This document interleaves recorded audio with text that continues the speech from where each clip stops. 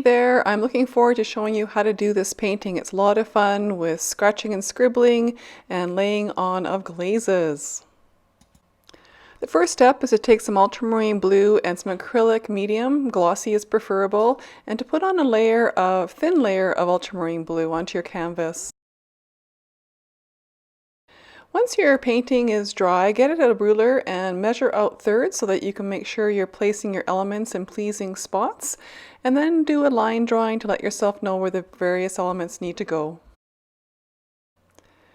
What attracted me to want to paint this image is the undulating, rolling hills that go from the foreground meadow all the way back to the steep mountains in the background. I also really like the way that the line zigzags down the background mountain, along the meadow, and along the creek into the foreground, creating another pleasing design. When I'm drawing, to make myself not get confused of where the shadows go, sometimes I'll put some cross-hatched lines down for the shadow areas, and I think in terms of simple geometric shapes such as triangles when I'm drawing.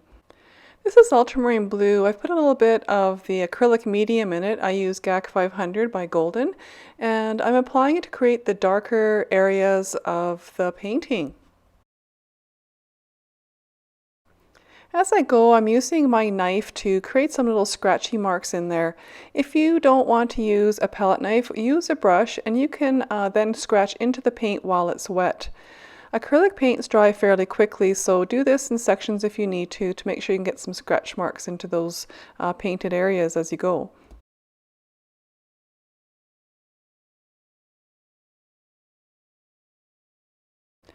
Before beginning the next stage of the painting, I pre-mixed tints of ultramarine blue and quinacridone magenta.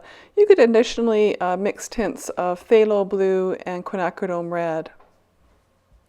I am placing tints of ultramarine blue wherever the future greens will be. While the paint is still wet, I'm using a rubber-tipped color shaper to make some marks. By using the color shaper and lifting off some of the paint as I go along, it reveals the underpainting. So that means that later on when I put on the yellow glaze to make this go green, there'll be varying shades of green. As you paint these grassy mounds, take into consideration the direction of how the grass grows. Notice how it starts and tilts to the left and then goes straight up and down, and as you go to the right it tilts a little over to the right, almost like the spokes in a wheel. You can add bits of GAC 500 to this thicker mix of paint to make it flow a little more and make it easier to scratch into. Continue to look around for any of the areas that you feel will be green and have fun with it. Once you're satisfied with enough of the blue paint, you're going to clean off your brush or palette knife and get into the tints of quinacridone magenta. So place in all the areas that you think are going to be a yellow-orange color using this tint of magenta. When you do your scratching in the more distant areas, use smaller scratch marks, and as you come more to the foreground, do larger scratch marks. This will indicate the sense of distance in your painting. Now that the foreground grasses are done, I'm moving towards the distant trees. Just like in the grasses, I am moving the marks in the direction that the tree branches would grow, indicating what type of tree it is with some very simple marks. Once these background trees are roughed in, I look around the painting to see where else I might need to put the tints of magenta. There's a few more spots on the hill mounds just behind the front ones that we see here, and just some little touch-ups of some of those spots. I've added even more white to the magenta paint to make a very light pink color for this foreground light larch tree. This larch tree is going to be much brighter than the trees that are in the background. This is a way of creating more depth in the painting as well, having brighter things and larger marks in the foreground and slightly duller things in the background with smaller marks. You have the choice of mixing quinacridone red with white for this large tree. When you add a nickel Azo yellow to that, it'll be even a brighter yellow than when you use magenta. The reason for this is magenta has a bit of a bluish tinge to it, which will make the color look a little duller than when you use quinacridone red, which is a much redder color, which will then lead to a more bright orange when you put the yellow glaze on top. I add some branch lines using a darker shade of quinacridone magenta. Using ultramarine blue, I'm going back into these background trees, darkening the shadows near the base, and looking for other areas in the painting that need to be darkened. And to make the edges look more believable, I add little bits of mid-tone between the dark and the lighter areas of the grasses.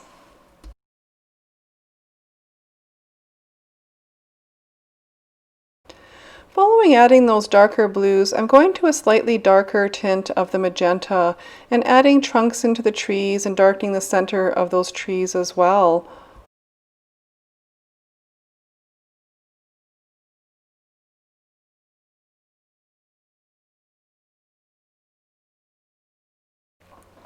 To help me to key in the painting, I've added some white marks where the future rocks will be sitting. This white paint has a tiny little bit of quinacridone magenta in it.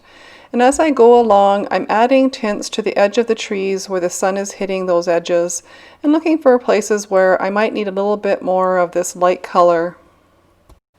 Here I'm adding a glaze of magenta over the trees, making them a little bit more violet colored. After adding this magenta tint to the trees, I see that the background mountains need to be darkened a little bit more with ultramarine blue. Here I have taken zinc white, which is almost a transparent white, and added it to the ultramarine blue along with a little bit of GAC 500.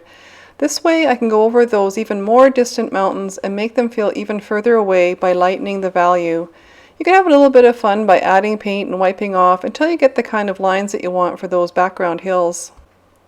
Once again, I'm grabbing that tint of quinacridone magenta and I'm cutting in where the sky holes will show above the mountains. This is a very thin piece of sky that's showing just enough to let you realize that there are big mountains back there. During an art workshop provided by Doug Swinton, who's a Canadian artist based in Calgary and owns Swinton's Art Supplies, gave us a great and very simple tip. When you're designing a painting, decide whether it's about the foreground, the midground, or the background. I decided this was going to be more about the foreground and therefore decided on a very thin piece of sky and allowing more space for the foreground.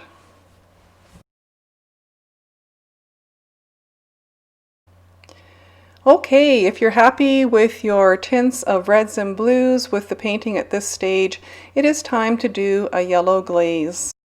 You can choose to use only nickel azo yellow for the trees all the way through to the bottom section of the painting, or use both Indian yellow and nickel azo yellow.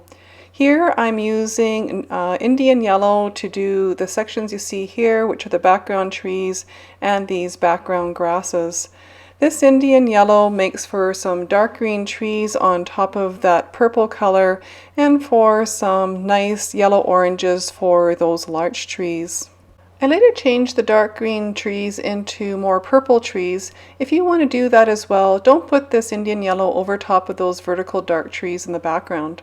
Using a warm yellow such as Indian yellow over top of a purple color makes for some really natural looking dark greens.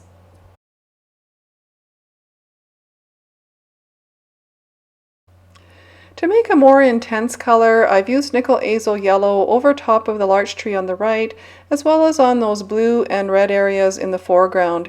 These are slightly brighter and different looking colors than what are in the background, bringing that foreground more forward.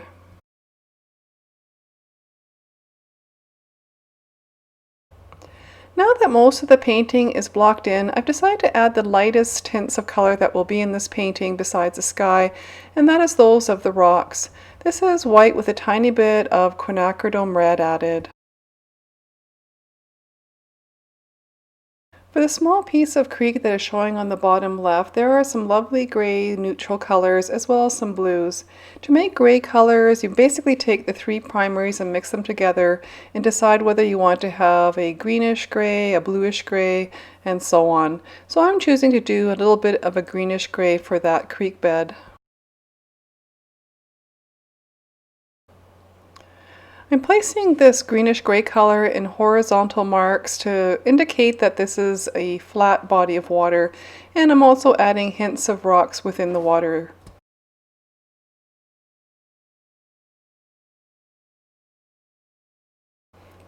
I love to add layers and layers of colors when I paint. Here I am taking an even lighter shade of the ultramarine blue and placing it on top of the green areas.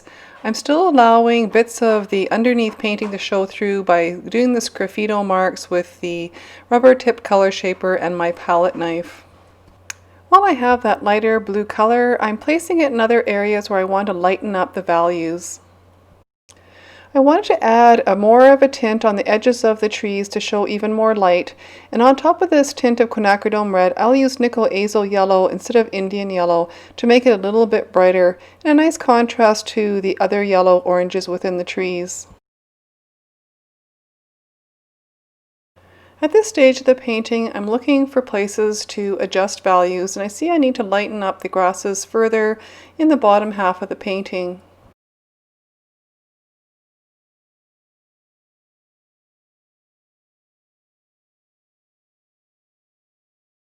This is a stage where I start to make little tweaks of adding smaller details, adjusting where I want to have more greens or reds, or if I need some more dark contrast behind those distant trees. So take your time with this stage. It can be a lot of fun to just do those little enhancing marks that will make the painting much more interesting in the long run.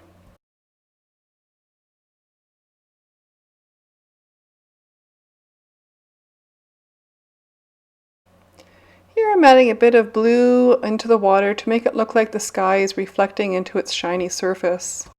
To further add color and value change, I've moved to the tint of Quinacridone Red, and I'm adding this tint to the background trees, and also this will be added to all the yellow-orange areas of the grasses.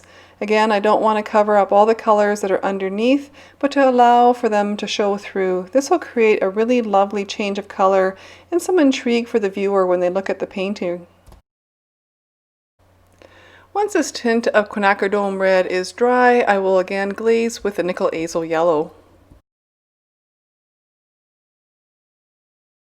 This is a glaze of Zinc White and Phthalo Blue. Zinc White is a semi-transparent paint, so it becomes a little translucent.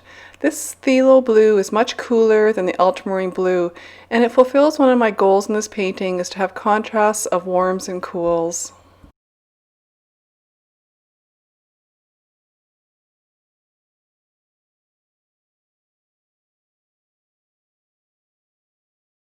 I've gone back to the rocks to relighten them again. As mentioned, acrylic paints always dry a little bit darker, plus I had some glaze colors that had been placed on top of those rocks, making them a little too dark. So here are the lighter rocks, creating that contrast that I need against those darks of the trees. These light colored seed heads add a little bit more light contrast within the midtones and also a bit more detail. The rubber tipped color shaper is kind of handy for making small marks like these. To create some cool shadows in the grasses in the front, I'm adding a Phthalo Blue green shade glaze. I'm also going in some other areas to create some cool shadows. And a little later on, I'm going to go between the grasses on the yellow-orange blades and create some negative space shadows in there. Cadmium Yellow Light is a very opaque and cool color. I'm adding this cool color on top of some of those larch leaves on the right-hand side to create that cool, warm contrast, which is the goal of this painting.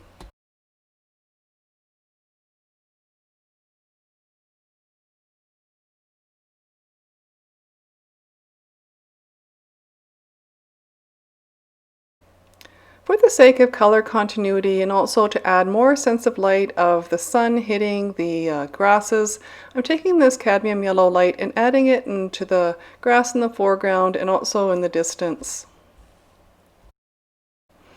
While I do this, I'm aware of keeping my marks similar to the ones I've already made by scratching into the wet paint as I go. I'm also being careful not to cover up all the paint that's underneath. Again, I want to create layers of intriguing color. I think that's enough of the cadmium yellow light. Another aspect of acrylic paint is as it dries, it tends to flatten. So areas where I want to have more texture, I need to reapply again. I changed the trees in the background to be more a purple color. I think it works either way with the dark green or the purple. Your choice. The various rocks need a bit of shadow, so I've mixed a neutral that's a little more on the violet side to add the shadows underneath. When adding shadows onto light colored rocks, be careful not to go too dark. I noticed I had a bit of a design flaw in having some of the masses all the same width. So to correct this, I took the right hand corner and made that width of those grasses a little bit wider. If you need to, you can do some negative space painting and some negative space hole painting to create the edges and sense of looking through these trees in the background. The last thing I want to do is add bits of coolness in the shadows in this foreground. This is a tint of Phthalo Blue. Once this was dry, I added a glaze of nickel Azo Yellow on top of the tints of Phthalo Blue.